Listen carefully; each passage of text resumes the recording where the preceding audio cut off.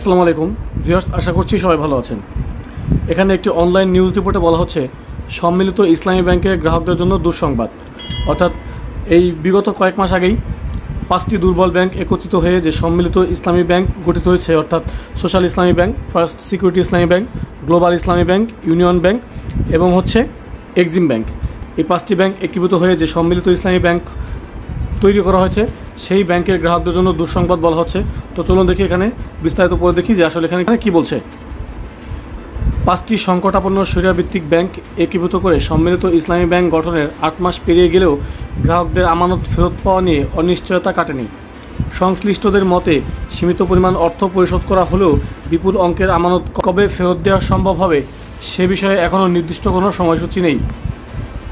Bank সংশ্লিষ্ট সূত্র জানায়, এখন পর্যন্ত গ্রাহকদের সর্বোচ্চ 2 লাখ টাকা পর্যন্ত উত্তোলনের সুযোগ দেওয়া হয়েছে।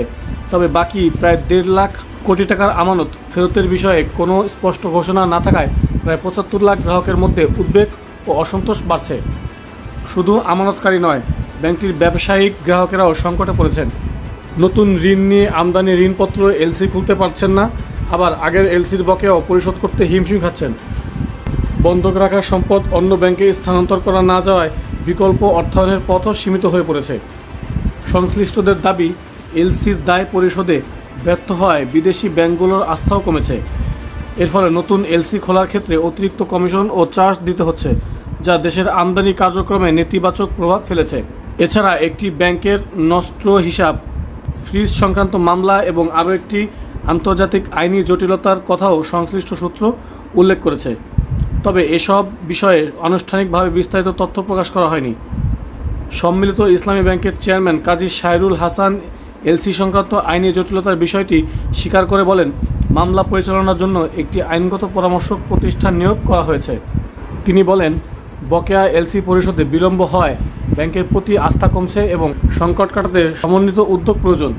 তিনি আরও জানান, ব্যাংকটিকে পুনর্গঠনের জন্য কারিগরি দল কাজ করছে। তাদের প্রধান লক্ষ্য হলো আমানতকারীদের আস্থা ফিরিয়ে আনা এবং ধাপে ধাপে ব্যাংকটিকে স্থিতিশীল অবস্থায় নিয়ে যাওয়া। নথিপত্র অনুযায়ী একীভূত হওয়া 5টি ব্যাংকের কার্যক্রম একীভূত করতে কোর ব্যাংকিং সিস্টেম অর্থাৎ সিবিএস সমন্বয় বর্তমানে অন্যতম বড় চ্যালেঞ্জ। একই সঙ্গে ব্যাংকটির পুনরায় মূলধনীকরণ এবং পরিচালনা কাঠামো পুনর্গঠনের কাজও চলমান রয়েছে। অর্থাৎ 5টি ব্যাংক একীভূত হয়ে যে সম্মিলিত ইসলামী ব্যাংক তৈরি হচ্ছে, সেই ব্যাংকে এখনও বেশ কিছু কার্যক্রম ধীরে ধীরে চলছে এবং সম্পূর্ণ শেষ করতে পারেনি ব্যাংকের পরিচালনা পর্ষদ। যার কারণে তারা সিস্টেম রেডি করতে পারেনি, পরিচালনা পর্ষদ এখনও সম্পূর্ণভাবে গঠন করতে পারেনি এবং গ্রাহকদের মধ্যে সেই আস্থাও ফেরাতে পারেনি। ইভেন গ্রাহকদেরকে সেই টাকা, তাদের আমানতের টাকা ফেরত দেওয়া নিয়েও বিভিন্ন অনিশ্চয়তা তৈরি হয়েছে। তো সেই বিষয়ে বলা হচ্ছে যে সম্মিলিত ইসলামী ব্যাংকের গ্রাহকদের জন্য দুঃসংবাদ এটাই। তো আমাদের আজকে ভিডিও এতটুকুই। ভিডিওটি ভালো লাগলে অবশ্যই একটি লাইক দিন, ফ্রেন্ডদের সাথে শেয়ার করুন এবং এই ধরনের ভিডিও আরও পাওয়ার জন্য অবশ্যই আমাদের চ্যানেলটি সাবস্ক্রাইব করে রাখুন। তাছাড়া আমাদের চ্যানেলটি ভিজিট করে এরকম আরও ভিডিও দেখে আসতে পারেন। তো আজকে আজ পর্যন্ত দেখা হচ্ছে নেক্সট ভিডিওতে। Till then take care of self. আল্লাহ হাফিজ।